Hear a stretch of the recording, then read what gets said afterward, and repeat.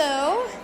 Welcome, everyone. Thank you for coming to this workshop. I'm excited to see you all, and I'm excited to talk today about women in tech history.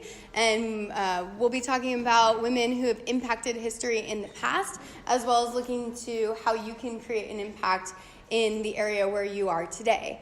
I'm excited so much to see you all. Normally, I'm the only woman in the room, and so it's so fun to be at a conference where it's all women and see so many people. So how many of you regularly are the only woman in the room in the places where you are? No. A good number of you. That's been a lot of my experience, and so I'm going to talk through some historical people, a little bit about my experience as well, and then talk about why it is important for us to add women to our teams, and then also how you can add inspiring women into your circles to keep you motivated, to keep you going. Even if you are the only woman in the room, how do you find other people who are within your own sphere who can keep you going to provide your best impact? A little bit about me. I'm Amanda. I work at a large consumer electronics company here in the Bay Area. This is my family. And I've been in tech for over 10 years and have worked a variety of different roles. So I've been on the business side. I've done project management. I'm currently now working as a system administrator on our content delivery network team and helping keep our servers and our network up running around the world. So when we think about history, where are the women? Where are the female engineers? When I was searching for historical figures in engineering, I came across this book.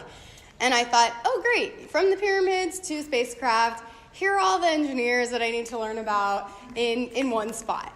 And it sounded interesting. There's over 110 engineers listed. And I looked at the table of contents, and you can see there is one woman listed out of 110 engineers here, and she's listed in the public health section. And I thought, okay, this is from DK, who's a major publisher, which was one of the things out of all the Amazon books that I had looked at that really caught my attention. This is, a reputable company who publishes for children, specifically about history, for adults, many nonfiction in multiple countries. I think they have over 62 languages. So it then hit me hard of, okay, wait, this has actually been my experience as a girl growing up and saying, oh, women aren't engineers. We don't see them. I don't know any of them. Why would you be an engineer? You're a girl. And I realized, oh, this is a lot of my story of seeing where are the engineers. They're missing, the female engineers that are in there. And so even as a woman who's been in technology for the past 10 years, it's only been recently that I've started to hear about Ada Lovelace and Grace Hopper, and these impactful women who've done so many things in our field of computer science and technology, and why are we not hearing about them? So that's really what motivated me to give this workshop today, was to tell you all about some of the amazing women. I went to people on my team and some of my colleagues and said, okay, who are the people who've inspired you? Who are the computer scientists that you've heard about? Because specifically for me in computer science, I've heard of some other engineering disciplines, but I really wanted to know, where are the computer scientists? So today we'll talk about some of these important women in history. Some of them are well known, but you still may not have heard about them. They've done pretty amazing accomplishments, and these are the few that we came up with on my team here. Yesterday in the keynote session, Ada was mentioned, and she's known for being the first programmer. She worked with Charles Babbage and provided a vision for computers beyond just a mathematical computational machine. So Babbage originally thought, great, we can add numbers. Ada was a mathematician, and she joined his team very early on. And she was the one who said, but what if we do something bigger than just adding numbers together? There's a Augusta Ada Lovelace Award now that's given by the Association of Women in Computing, and this award is given to individuals who've excelled in either outstanding science and technical achievement or extraordinary service to the computing community through their accomplishments on behalf of women. And so she's, 1815 was when she was born, quite a long time ago, and I don't always think of computer sciences existing back that far. And so you start to hear about these people and say, wow, okay, here's this woman, especially in the 1800s, who was well known for being, or I don't know if at that point she was well known, but we've seen her history continuing and the influence that she had continue along. The second person I'd like to highlight is Grace Hopper. So you may have heard of her because of the Grace Hopper and Computing Conference that's happened. I'm not sure when that started. The past few years is when I've heard a lot more about the Grace Hopper Conference, where many women go for different training to meet other people. It's one of the biggest computing conferences for women. And Grace Hopper, she was a computer programmer who helped develop a compiler that was the precursor to COBOL.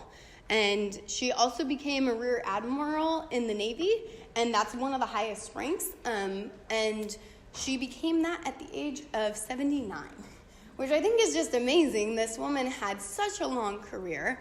She actually was she had retired from the Navy, but was pulled back in because of her specialty in knowing how to do all of these computer communications. And so they awarded her this Rear Admiral Award, and she was also the oldest serving officer at the time. So she, fun fact, was also the person who found the moth that shorted out the Mark II computer. And so she's sometimes given credit for the term of a computer bug when we talk about bugs in our code. Well, in this case, there was a real bug that was in the machine, and that was causing the problems to happen. So I don't think she founded that term, but she was the person who helped popularize that idea because there was a real bug that was sitting in the computer. Annie Easley, we've started to hear more about women in the early 1900s who did computing work due to the great movie that came out, Hidden Figures. Have any of you seen Hidden Figures? I really liked that movie, and it really opened my eyes to the work that these women as computers did in the industry for the space race. So Katherine Johnson was highlighted there. I thought about highlighting her too, but Annie Easley was around the same time period, and I thought, maybe you haven't heard about her before, so I wanted to highlight her. She worked as a human computer, doing computations for researchers, and as technology evolved, so did she. She learned, she kept up her skills.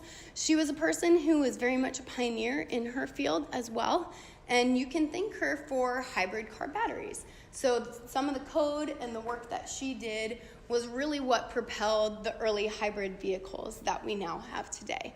So I thought, wow, we've never heard of her. And here she's done something that we're using in our daily lives now, 100 years later, that she worked on from an early point of time. She contributed to numerous programs as a computer scientist, inspired many as an African-American woman, breaking down barriers for women and people of color in the STEM fields. And I love this quote that she said, I never set out to be a pioneer. I just have my own attitude. I'm out here to get the job done, and I knew I had the ability to do it, and that's where my focus was. So even in the face of discrimination, she persevered, and she said, my head is not in the sand, but my thing is, if I can't work with you, I will work around you. I'm not about to be so discouraged that I'd walk away. That may be a solution for some people, but it's not mine. And I love that attitude of, I'm here to do the work that I'm here to do, and no one's really going to stop me from being a barrier to getting the work done that I need to get done. So I really was interested in learning about her stories.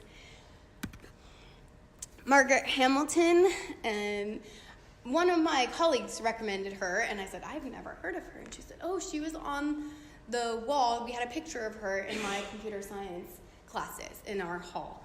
And oh my goodness, as I learned about her, I thought, wow, what an amazing woman. I wish I had heard about her earlier. She was a computer scientist, a systems engineer, and business owner. And she also was the director of the software engineering division at MIT Instrumentation Lab. And this is the lab which developed the onboard flight software for the Apollo space program. And she also created the term software engineering. And I thought, well, that's pretty important. Shouldn't we know about her then, if she basically created a discipline here that we all work in? During her time at MIT, she wanted to give their software legitimacy, and just like other engineering disciplines, so that also those who were building the software would be given respect as well. So she made up the term software engineering to distinguish it from other types of engineering. And in this picture here, this is her standing next to the listings of the actual Apollo guidance computer code. So this is the printouts of all the code that was used for this space program, the guidance computer. Her code was so good that it may have actually saved the whole flight, because there was a situation where there's two computerized systems in the way that they built it, and one didn't really need to be doing something as they were coming back down to the Earth. One was taking in a lot of the electronic noise, and this overload started to cause the computer to run out of space for the other computer processes that needed to be happening. Margaret, thankfully, due to her forethought of what would actually happen, had anticipated this type of problem and had made the Apollo operating system robust against these type of failures. And so when the overloads came up, this feature that she had coded allowed the computer to drop the low priority tasks. And the computer was also programmed to automatically reboot, if needed, to flush out the unimportant tasks. And if this software had not functioned, the moon landing might not have actually happened at that point. So thanks to her code, the Apollo moon missions were successful, and President Obama in 2016 awarded her the Presidential Medal of Freedom for developing the onboard flight software. And the last person that I want to highlight is Sudha Murthy. This is a woman who has made great strides for women in engineering, specifically in India. She was the first female engineer at a company called Telco, and the way she got there was pretty interesting. She noticed that there was a men-only bias at the company, and she wrote to the chairman and said, "Hey, I'm noticing that there's an issue here." The chairman sent her an invitation for an interview and hired her immediately. So I loved her aspect of, hey, there's a problem. I'm going to make someone aware of it, and it changed something. So sometimes it's just as simple as that, as saying, wow, look, there's a problem. Are you aware that there's a problem? Can I have an interview? So she also initiated a lot of computer science education in India, and got computer science in earlier schools. And she also was a computer science teacher as well as an engineer. So I want you to talk about and think through who are a few of the people who influenced you throughout your career, who inspires you, and take a few minutes, think about that, and then break into groups of 2 or 3 and share. If there was someone here who specifically stuck out to you as well, that's fine. But in your own career, who's been someone who's been inspiring to you? And then I'll call you back in a couple minutes. So I hope you got to hear some interesting stories. I know we don't have a whole lot of time each time to share. We're going to share a couple different times on some different topics. But I hope that you'll continue these conversations later too. It's been really fun for me to ask these questions to some of my other colleagues and hear their stories and hear who inspired them, because I think it really makes a difference then when we start to see, oh wow, sometimes it's not always the major things that we think, oh, I need to do something big to impact someone, but it's these small steps. And those are the things that sometimes actually are the most impactful for us. So I want to share a little bit about my experience being a woman in tech. This was an infographic that one of my colleagues sent to me So I've worked mainly as a system administrator, a system engineer, doing a lot of networking and server. And it's a little hard to see from this graph, but kind of the x-axis here is the number of developers doing that role, and the y-axis is the relative participation by men or women. And if you see, system administrators are at the very, very top of fewest women compared to a number of men.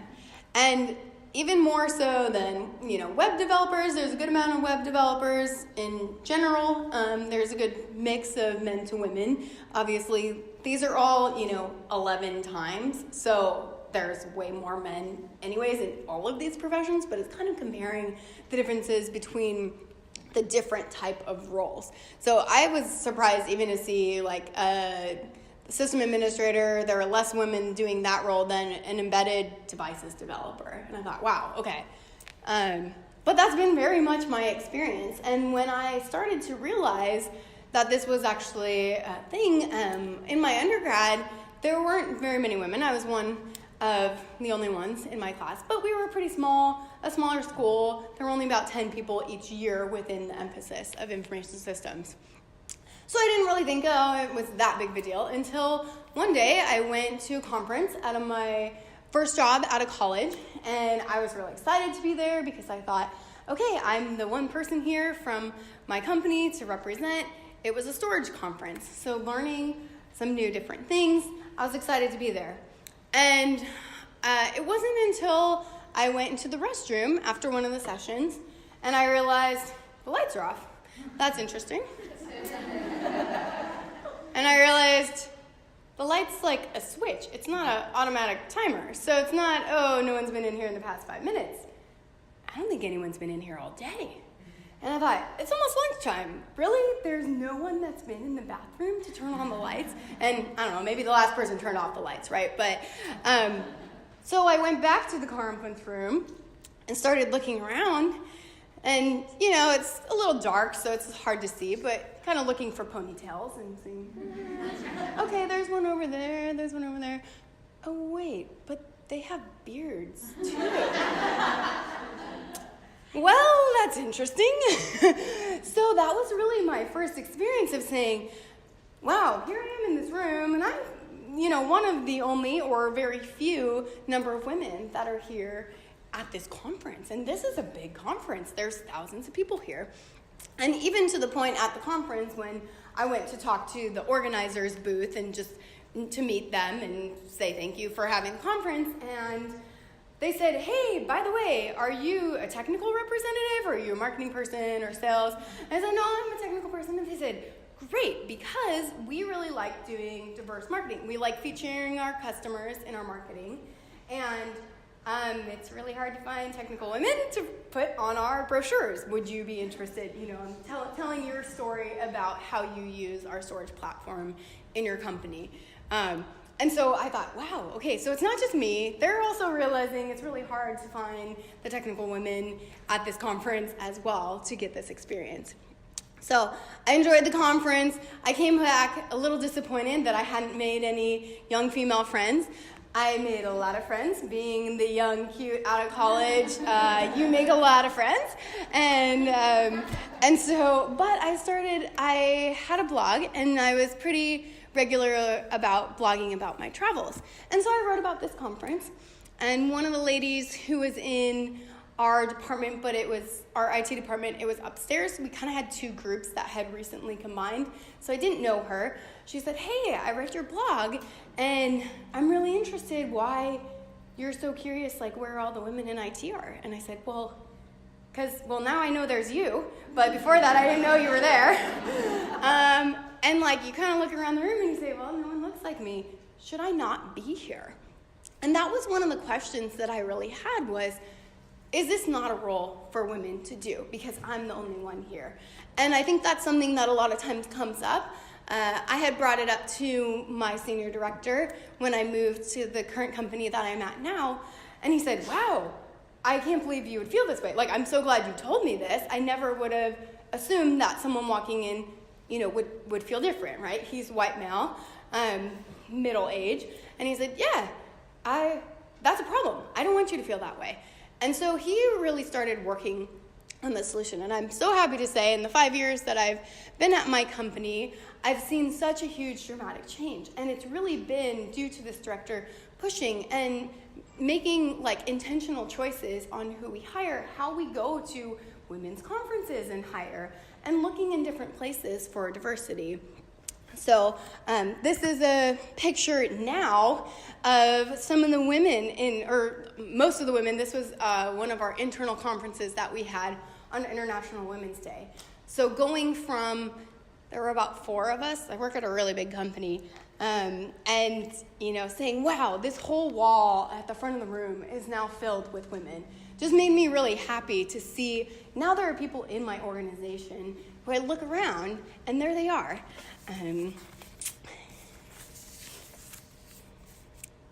So why do we need more women on our teams? Why is it important? Why does it matter if you're the only woman in the room? Well, women comprise 57% of U.S. professional jobs. And women hold 25% of U.S. tech jobs. Starts to get even smaller. Women make up 19% of U.S. software developers. And then we get to only 5% of tech leadership jobs are held by women. I know a few other of the seminars have provided some stats and numbers regarding this and some really good feedback, but for those of you who missed those presentations, feel free and take some notes. I think these are really ways that you can help your organization realize the business impact that women bring. Because when we go in and say, I feel bad that no one looks like me, someone may notice that, right? Thankfully, my senior director did notice, okay, that's a problem. But a lot of times you need to present, what's the business case? What are the numbers? Why does it make sense for the business to add more women onto our teams? So here's a few different items. Companies make more money when they have women on their teams. McKinsey published a report saying that those in the top quartile for gender diversity were 15% more likely to have returns above industry means.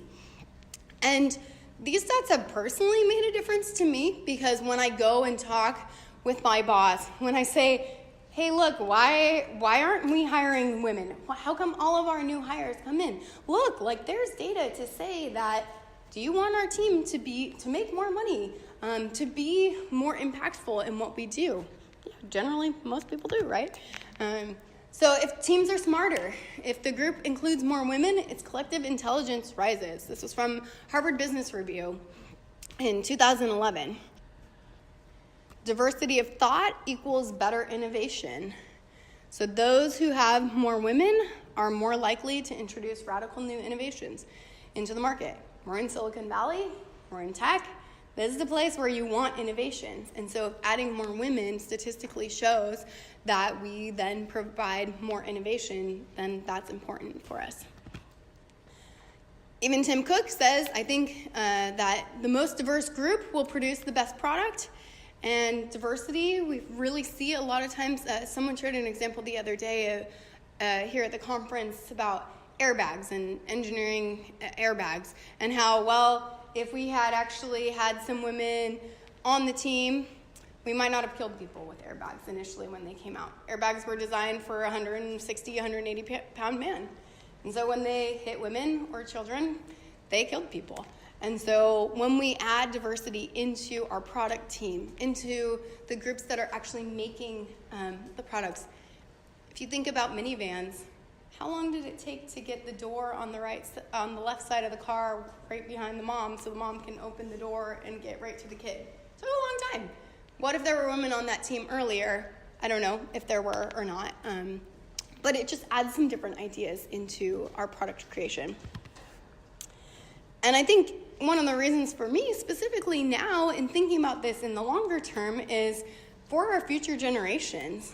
I was really shocked by this. This is a report from the Girl Scouts in 2012, and they said that 74% of girls in the U.S. are interested in STEM. And I thought, really? That's not what you hear. You hear that, oh no, girls, they don't like math. They're not good at math. They're not interested in it. It's just natural, right? No, 74% are interested. But when they don't see women in the field, they think maybe it's not supposed to be for them. And so nearly half of these girls in this study said that they'd be uncomfortable being the only girl in the group. From all of your hands that were raised, many of us have been the only woman in the group. So if our younger generation coming up is saying, yeah, I'm not really comfortable being the only person in the room, we're going to lose a lot of people coming into the tech sphere. And then finally, I really don't want this to be true anymore. The fact that if you went into a STEM career, you'd have to work harder than a man just to be taken seriously.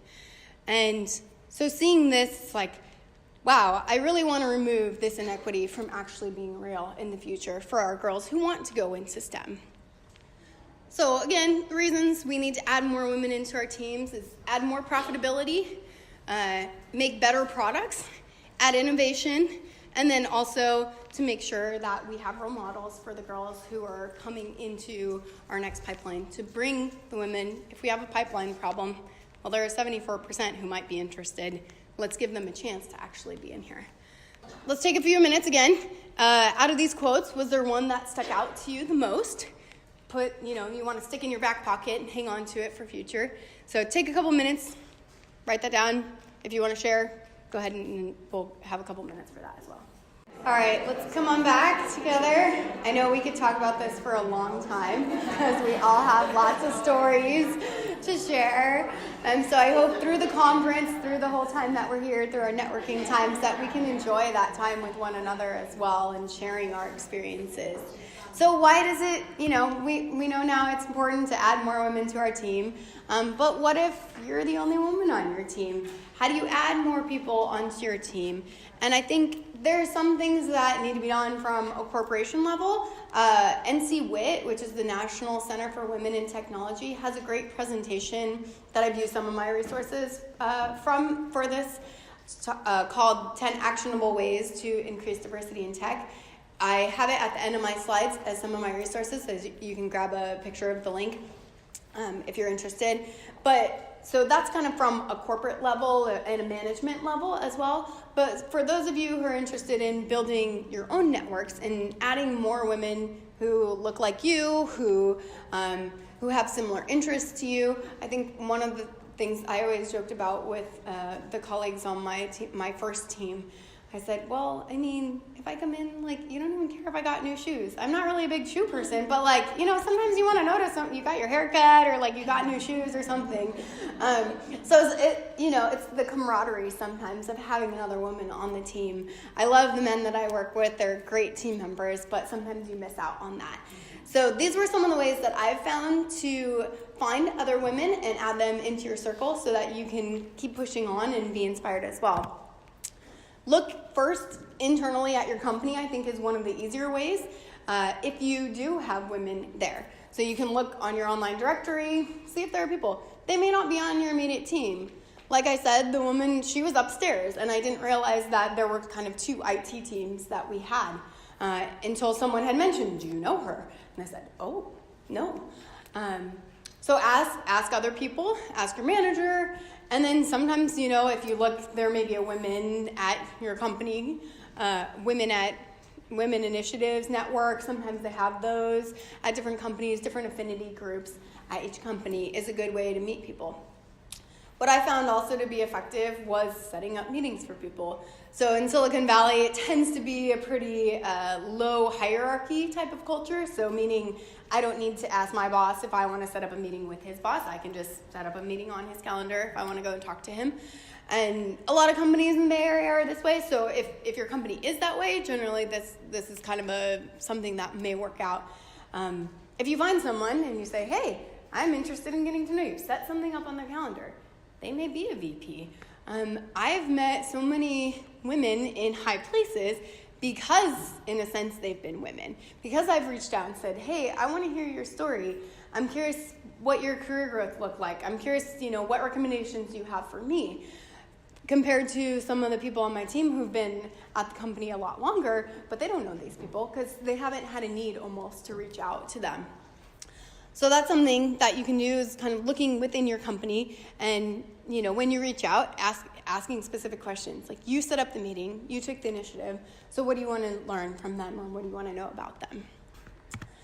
Another place to look is within your industry. So things like this, conferences, looking at online groups are always important. Asking people who are respected in your area. A lot of times that's like been one of the ways where I've found online groups, because you start to hear, oh, okay, people keep talking about this. Every time I ask someone, hey, do you know any women who are in, my specific field? They'll say, oh, I know, I've heard of this one person. Well, go look them up on LinkedIn and see if you can reach out. I think a lot of times people want to build their network and they don't quite know how, and I think a lot of times just writing a nice note on LinkedIn and saying, I'm interested in meeting you, here's why, does one day work for you, makes it really easy for the person to respond and say, yeah, I'd love to help you. I think older generational women love seeing younger women coming into the roles, and so when you reach out, they're almost just as excited to see you coming in as you are to meet them. So one story that I have is at one of the conferences I went to. It was a Linux conference, and as you can imagine, lots of beards and ponytails, and so I walk in and I say, okay, we know there's not going to be very many women here, but when there are, I'm going to find them. And it's pretty easy, right? You just kind of look around and you can scan the room. So my two colleagues were wonderful, and they knew, as well as probably most people in my life at that period of time, that I was on the hunt, like to find other women who were technical. So I thought, okay, they weren't in my class, how do I find these people? And so they would come back and tell me, oh, I met this lady, and she does this. And so they were kind of my allies to help me find these other women at this conference. I found that going and sitting next to someone is a great way, a couple minutes, before the session starts, strike up a conversation with them. So one woman I met, and I got her contact information, and we emailed probably a couple times a year. I would set something on my calendar to just send her a note, say, what are you working on? Because I wanted to develop a relationship with her. And she had come back to the conference multiple times. So every time we went to this conference, because it was a yearly conference, we would meet up. And so we built a friendship. I didn't know her initially, but I found her through an industry event. So that's one way to meet other people as well that way. Another thing that I did was just looking online. At the time, I was living in LA, and I Googled women in tech in LA. And I found a group called Technovation Challenge. They teach middle school and high school girls about entrepreneurship, app building, technology, and they were looking for mentors. And I thought, well, the mentors will be other people who work in tech. Awesome. So at first it started out for me not as, hey, I want to go work and help younger kids learn technology. I just wanted to meet the mentors at that point. And I did. There were a lot of mentors that I did get to meet throughout the time. It also put in me a love of helping younger girls learn about technology. And it broke a lot of the stereotypes of them saying, wow, this is so fun. This is so creative. And since I did that was like very early on in my career, I've really started to, on the side, teach a lot of kids about technology. And I love when I have girls who come in and after doing a programming session say, I never knew programming could be so creative. And that's something specifically that I think girls don't think programming's creative or engineering. They think, there's this kind of stereotype of person sitting in the basement, eating pizza, like wearing a hoodie, never coming out and seeing the sun, never showering, not looking cute at all, right? 13-year-old girls, that's not what they want to be. So them understanding, no, wait, you can look cute if you want to look cute. You don't have to, which is awesome. And you can do things that actually relate to your life. So you want to build a website. You don't want to build a gaming website. Maybe you do. Some girls do. A lot of girls don't. But hey, you want to build a website about cooking. You want to post all your recipes on there. And one of my 13-year-old students, that's what she said. And she was like, this is so fun. I now have the tools to do all the stuff that I want to do. And now all my friends want to learn because they saw this website that I made. And that just really made me feel like, wow, okay, we're breaking down some of these pieces. So that was, my push initially was I want to find the other mentors to add to my circle. And I also ended up finding a love for teaching younger girls about technology as well. So another place is outside your industry. It's not always going to be the case that you find other women who are in your role. Like I said, for system administrators, there's very few. So I'm very excited to say on my team now, there is another woman. And I was so excited when I came to this team. I was like, wow, on the same team? There's only 8 people on this team. There's 2 of us. So, it's not always going to be the case that there are going to be other women who are in the exact immediate sphere. But I feel like it's still really important to have other people within your network who are people who are providing impact in whatever sphere they're in. So I have quite a few friends who are doctors, teachers, and these people are doing great work in their field. They're pushing through the stereotypes of being a doctor, a surgeon in a male-dominated field. I loved watching the Ruth Bader Ginsburg movie On the Basis of Sex and just seeing her as a lawyer pushing through and fighting. And so those are the stories that really inspire me and say, okay, there may not be somebody sitting next to me at my desk who's fighting along with me, but there's all these other women. There's all of you who are doing what you're doing in your fields. And that's, I think, where we need to continue to share the stories. Some of that may be in books, some of it could be in lean-in circles, looking at community groups, asking around too. I think when you start to put the word out, people start to know, okay, here's a strong woman who's like pushing for something different, and they start to connect you with other people as well. So let's talk, this is kind of our last question to chat about with each other. In summary, as wonderful, we've talked about these wonderful women in the historical setting of how they've impacted computer science. And so when you think about what type of impact do you want to have, and what are the skills that you have that can help you propel this? And then additionally, think through a couple items of what are your next steps in getting to add women into your network. Do you have a good network already? Do you need to add more people into that to help you make your impact that you're looking to make? So go ahead, and then we'll wrap up in a few minutes.